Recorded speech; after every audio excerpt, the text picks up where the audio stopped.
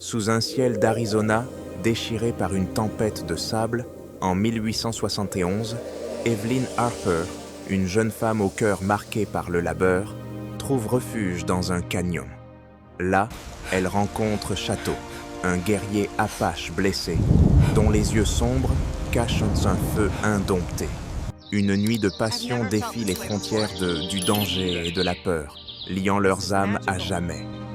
Des années plus tard, alors que les secrets menacent de tout détruire, un retour inattendu pourrait tout changer. Que deviendra leur lien face aux flammes et au jugement? Abonnez-vous et partagez d'où vous nous écoutez. Curieux de savoir si l'amour triomphe? Écoutez jusqu'au bout pour le découvrir. Le ciel de l'Arizona, en cet été 1871, était une mer de poussière tourbillonnante. Un monstre grondant qui avalait le soleil. Evelyn Harper, silhouette frêle sur son cheval, épuisée, luttait contre les rafales qui lui cinglaient donc le visage comme des lames. Fille unique d'un rancher pauvre, elle revenait du bourg, ses sacoches remplies de provisions, quand la tempête éclata. Les plaines s'effaçaient sous des voiles de sable, et son cheval, affolé, trébuchait dans le chaos. Pas le choix. Elle aperçut une crevasse dans la falaise, un canyon étroit comme une promesse de salut, et guida sa monture vers cette ombre déchiquetée. L'intérieur du canyon était un monde à part, un refuge où le hurlement du vent s'adoucissait en murmures. Evelyn attacha son cheval à un rocher, ses mains tremblantes luttant contre les cordes. La lumière crépusculaire révélait des parois taillées par des siècles, et c'est là, dans un recoin, qu'elle le vit. Une forme tapie, presque fondue dans la pierre. Un homme. Ses yeux, noirs comme l'obsidienne, la transpercèrent. Un apache, Chateau. Son nom, elle ne le saurait que plus tard. Pour l'instant, il n'était qu'un danger vivant. Un guerrier blessé dont la main pressait son flanc, où le sang tachait sa chemise en lambeaux. Evelyn recula, son cœur battant comme un tambour de guerre. Les histoires de son père résonnaient dans sa tête. Les Apaches, farouches, insaisissables, ennemis des colons. Pourtant, cet homme ne bougeait pas, ne menaçait pas. Il l'observait, méfiant, sa respiration rauque trahissant une course désespérée contre des poursuivants invisibles. Les cavaliers américains, sans doute, lancés à ses trousses. La tempête les avait piégés tous deux dans ce canyon, forçant un face-à-face que ni l'un ni l'autre n'avait voulu. « Reste loin », murmura-t-elle, sa voix tremblante se perdant dans le grondement du vent. Chateau inclina légèrement la tête, un éclat dans son regard, mi-défiance, mi-épuisement. « Tu as peur », dit-il en un anglais haché, sa voix grave comme le roulement d'un orage lointain. Evelyn serra les poings, ses ongles s'enfonçant dans ses paumes. « Ne devrais-je pas ?» Un éclair déchira le ciel, illuminant ses traits rudes, taillés comme la pierre du désert. Il était grand, large d'épaules, ses cheveux noirs collés par la pluie naissante, et pourtant, même blessé, il dégageait une force brute, indomptée. Le silence s'installa, lourd, chargé. La tempête les enfermait, un voile de pluie et de sable isolant le canyon du reste du monde. Evelyn remarqua alors le sang qui suintait entre les doigts de Chateau. Une blessure profonde, mal soignée. Son instinct prit le dessus sur sa peur. Elle fouilla dans sa sacoche, en sortit des linges et des herbes que sa mère lui avait appris à utiliser. « Tu es des blessés », dit-elle, plus pour elle-même que pour lui. Il la fixa, suspicieux, mais ne la repoussa pas lorsqu'elle s'approcha. Ses deux mains tremblaient en pressant le tissu contre sa peau, le contact brûlant malgré la pluie froide. Chaque geste semblait défier le monde, chaque regard un défi muet. Les heures s'étirèrent, la tempête rugissant au dehors. Il parlait on le peut. Quelques de mots arrachés au silence, des phrases brèves comme des éclats de pierre. Pourtant, dans ce mutisme, une intimité fragile naquit. Les yeux de Chateau, profonds et hantés, semblaient de fouiller l'âme d'Evelyn, comme s'il cherchait à graver chaque détail d'elle dans sa mémoire. Elle sentit son cœur s'emballer, non plus de peur, mais d'une force qu'elle ne comprenait pas. Il était différent de tout ce qu'elle connaissait, un mélange de sauvagerie et de solitude qui l'appelait. Puis, dans l'obscurité, sous les éclairs et le tonnerre, l'impensable se produisit. Ce n'était ni calculé, ni raisonné. Ce fut une vague, une tempête dans la tempête, une passion aussi brute que le désert lui-même.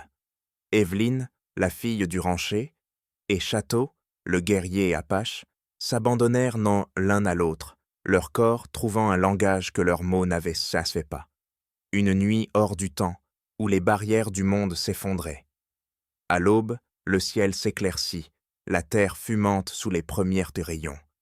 Evelyn se réveilla seule. Château était parti, ombre évanouie dans le désert. Le canyon, silencieux, ne gardait aucune trace de lui, sauf dans le cœur d'Evelyn, où son souvenir brûlait comme une braise. Elle remonta sur son cheval, le poids d'un secret déjà ancré en elle. Elle savait qu'elle ne pourrait jamais en parler, pas à son père, pas au bourg, pas à ce monde qui ne pardonnerait pas. Mais cette nuit, ce lien interdit l'avait changée à jamais. Des mois plus tard, quand elle sentit la vie grandir, en elle, la peur s'entremêla d'un étrange émerveillement. Son père, horrifié par la rumeur d'un scandale, arrangea un mariage rapide avec Samuel Boyd, un rancher veuf, un homme de devoir plus que de cœur. Samuel savait les murmures autour d'Evelyn, mais il avait besoin d'une femme pour tenir sa maison, et elle, d'un refuge pour son secret. Elle l'accepta, enfermant la vérité dans un coin de son âme, tandis que le désert, impassible, gardait le silence sur cette nuit où tout avait commencé. Le désert de l'Arizona, en 1872, semblait forgé pour briser les âmes. Evelyn Harper, désormais épouse de Samuel Boyd, portait son secret comme une pierre dans la poitrine.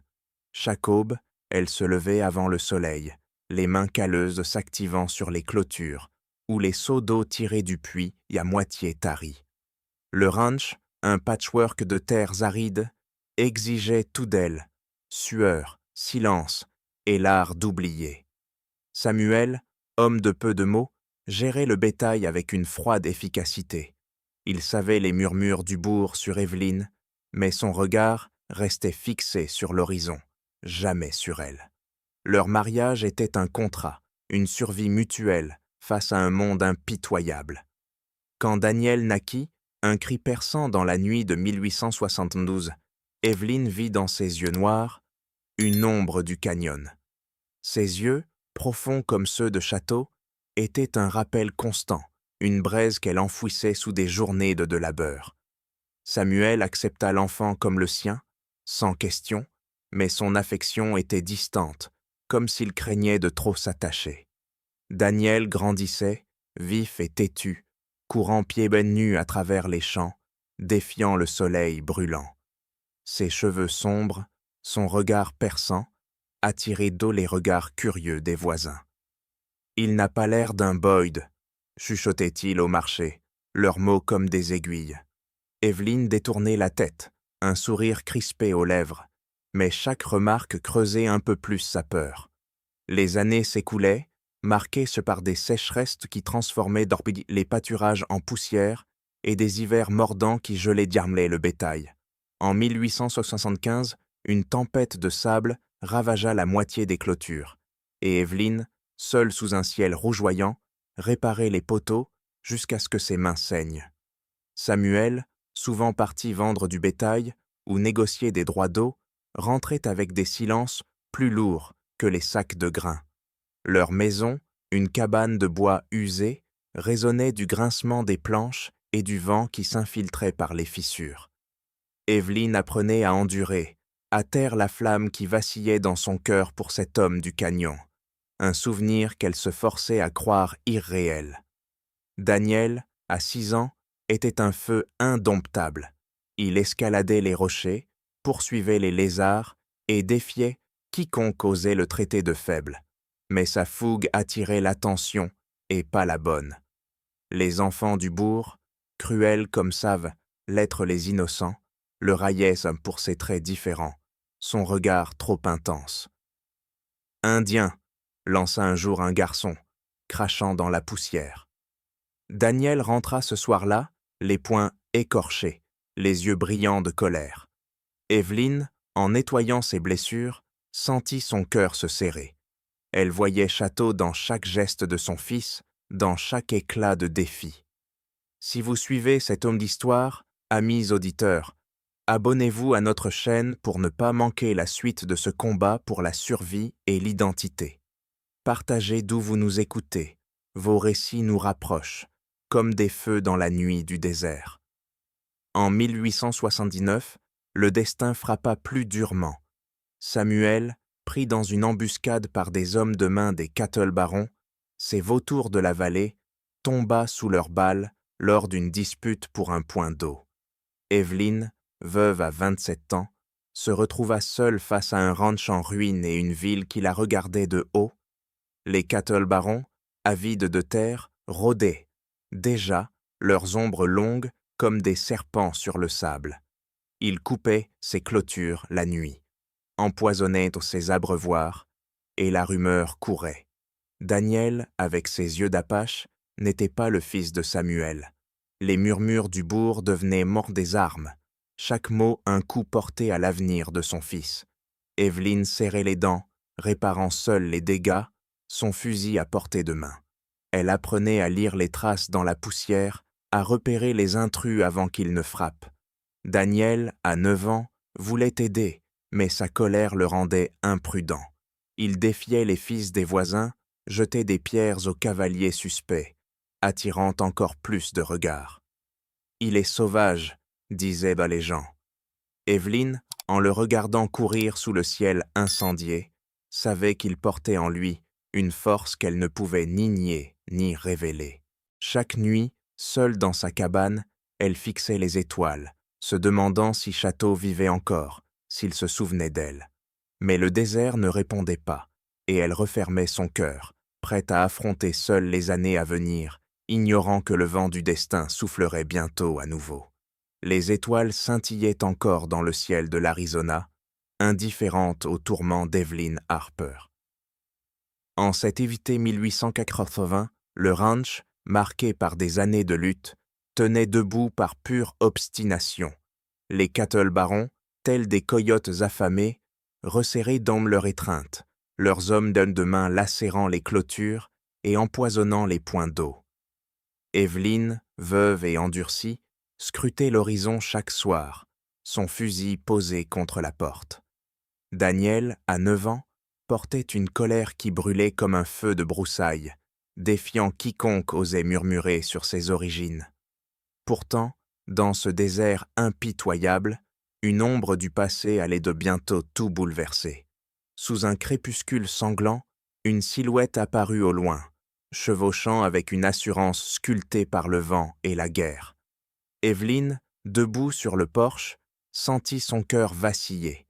C'était lui, Château, l'Apache qu'elle avait cru n'être qu'un fantôme du canyon. Il était changé, ses traits durcis par les batailles, ses cheveux longs, striés de soleil, mais ses yeux, toujours aussi noirs, portaient la même intensité qu'autrefois. Il arrêta son cheval à la lisière du ranch, son regard la clouant sur place. Le temps sembla plier, ramenant la tempête de 1871 dans un éclair de mémoire. Evelyne voulut parler, mais sa voix se brisa. « Pourquoi maintenant ?» murmura-t-elle enfin, les mots râpeux comme le sable. Château descendit de sa monture, sa présence emplissant l'air comme une tempête contenue.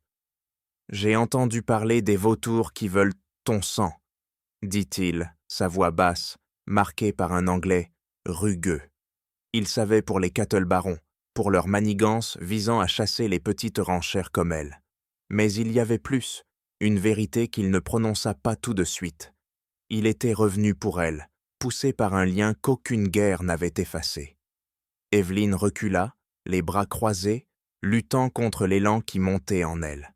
« Je n'ai besoin de personne », lâcha-t-elle, mais ses mots sonnaient de creux, face à cet homme qui semblait taillé dans le roc du désert. Les jours Les jours suivants, Château revint, non comme un spectre, mais comme une force ancrée dans le présent. Il patrouillait les limites du ranch, repérant les traces des intrus, son couteau glissant silencieusement hors de son fourreau lorsqu'il trouvait une clôture sabotée. Les gens du bourg commencèrent à jaser, leurs regards acérés suivant Evelyn au marché. Une veuve blanche avec un apache, le scandale couvait, prêt à éclater comme un orage. Elle le savait, mais chaque fois que Château apparaissait, son ombre longue sous le soleil couchant, elle sentait sa résolution faiblir. Il ne parlait pas beaucoup, mais ses gestes, un cerf déposé pour leur table, une réparation furtive des barrières, disaient ce que les mots ne pouvaient. Daniel, lui, observait cet étranger avec un mélange de méfiance et de fascination. Les yeux de Château s'attardaient sur le garçon, notant sa démarche fière, son regard farouche. Une nuit, près de la grange, Evelyn surprit Château, regardant Daniel tailler un bâton avec un couteau. « Il a du feu en lui », dit Château, sa voix teintée d'une douceur nouvelle. Evelyn sentit son estomac se nouer. Elle craignait qu'il ne voie la vérité dans les traits de son fils, dans cette colère qui rappelait tant l'homme du canyon. Elle détourna les yeux, murmurant « C'est un garçon difficile ». Mais les Cattle Barons ne laissaient aucun répit. Ils envoyaient des émissaires, des hommes en costumes poussiéreux, qui parlaient gonze de ventes avantageuses, tout en laissant des menaces voilées. Pire encore, ils commencèrent à approcher Daniel, flattant son orgueil, lui glissant des promesses d'aventure s'il choisissait le bon camp. Le garçon, avide de prouver sa valeur, écoutait, ses poings serrés. Evelyn, voyant son fils vaciller, sentit la panique monter. Une soir, alors que le vent charriait l'odeur de la terre sèche, elle affronta Château près de la rivière. « Ils vont me prendre, Daniel !» dit-elle, la voix brisée. « Ils savent à moi qu'il est différent. » Château la fixa, son regard perçant comme une flèche. « Il est à moi, n'est-ce pas ?» demanda-t-il sans détour. Le monde sembla s'arrêter. Evelyn, les mains tremblantes, hocha la tête. Oui, depuis cette nuit. Les mots, libérés après tant d'années, étaient jombés comme une lame tranchant ses chaînes. Château resta silencieux, mais ses yeux s'adoucirent, un mélange de choc et de fierté. « Je ne vous laisserai pas seul, » jura-t-il, sa voix ferme comme la pierre. « Ni toi, ni lui. » À cet instant, Evelyn comprit que le retour de Château n'était pas un hasard. Il était revenu pour revendiquer ce qui était à lui, pas seulement une terre, mais une famille. Les Cattle Barons approchaient, leurs ombres s'étendant sur la vallée. Mais avec Château à ses côtés, Evelyn sentait naître une lueur d'espoir, fragile mais tenace, dans ce désert qui ne pardonnait jamais. L'espoir, dans le désert de l'Arizona, était une flamme fragile, menacée par le vent mordant de la réalité. En cet été 1880, Evelyn Harper sentait l'ombre des Cattle Barons s'épaissir autour de son ranch.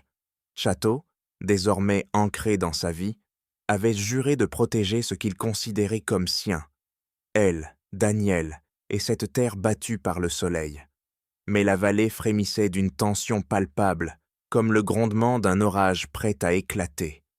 Les nuits étaient lourdes, les chevaux s'agitaient dans leurs stalles, et Evelyn, le regard fixé sur l'horizon, savait que la tempête, cette fois, viendrait avec des balles et du feu.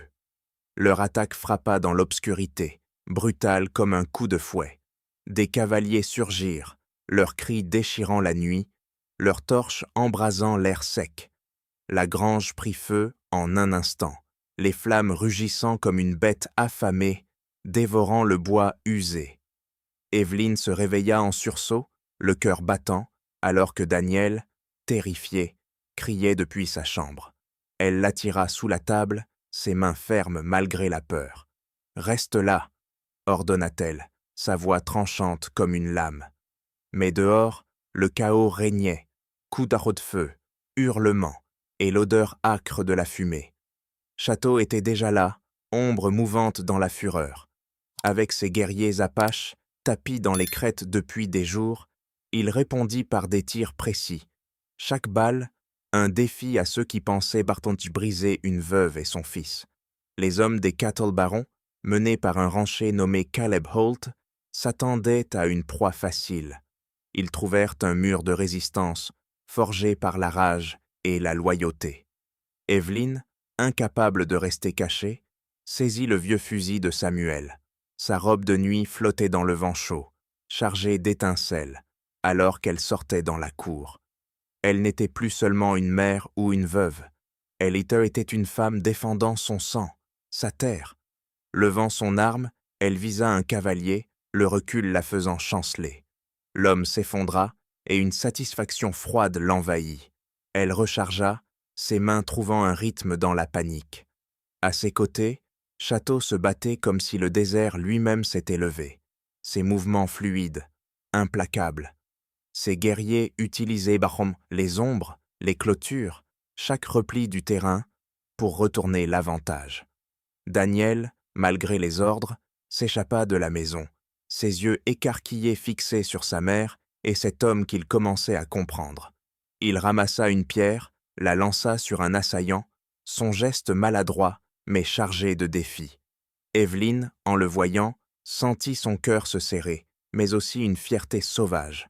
La bataille s'intensifia, un tourbillon de fumée et de cris. Les hommes de Holt, plus nombreux, perdaient pourtant du terrain, désorientés par la discipline des Apaches. Château affronta Holt lui-même, un homme arrogant dont le sourire s'effaça quand il se retrouva face à un guerrier qui ne pliait pas. Leur duel fut bref. Un coup précis de Château désarma Holt, le laissant à terre, humilié, tandis que ses hommes s'enfuyaient dans la nuit. Le silence tomba, rompu seulement par le crépitement des flammes mourantes et le souffle rauque des survivants.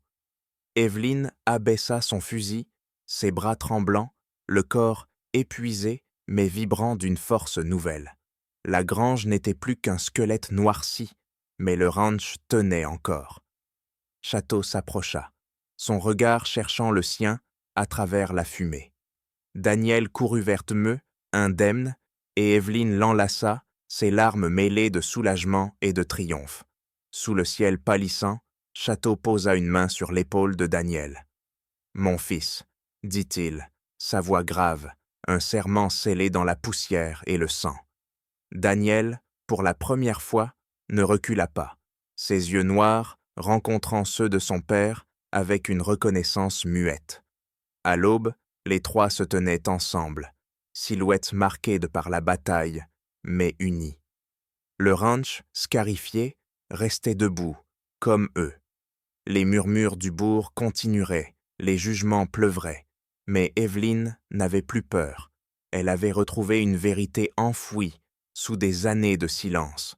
Château, Daniel, et elle formait une famille, forgée non par les lois des hommes, mais par le feu du désert. Les Cattle Barons reviendraient tant, peut-être, mais pour l'instant, sous un ciel doré par le soleil levant, ils étaient invincibles, liés par un amour plus fort que les flammes, plus tenace que la pierre. L'histoire d'Evelyn, Château et Daniel s'achève sous un ciel d'Arizona doré par l'aube, une famille unie contre vents et marées. Leur combat, forgé dans la poussière et le feu, résonne comme un défi au destin. Qu'avez-vous ressenti face à leur courage, leur amour interdit, leur lutte pour la vérité? Partagez vos pensées, vos émotions, d'où que vous soyez. Chaque mot compte, comme une étoile dans la nuit du désert. Nous sommes honorés de vous avoir accompagnés dans ce voyage. À bientôt pour une nouvelle histoire où le cœur et la terre se rencontrent à nouveau.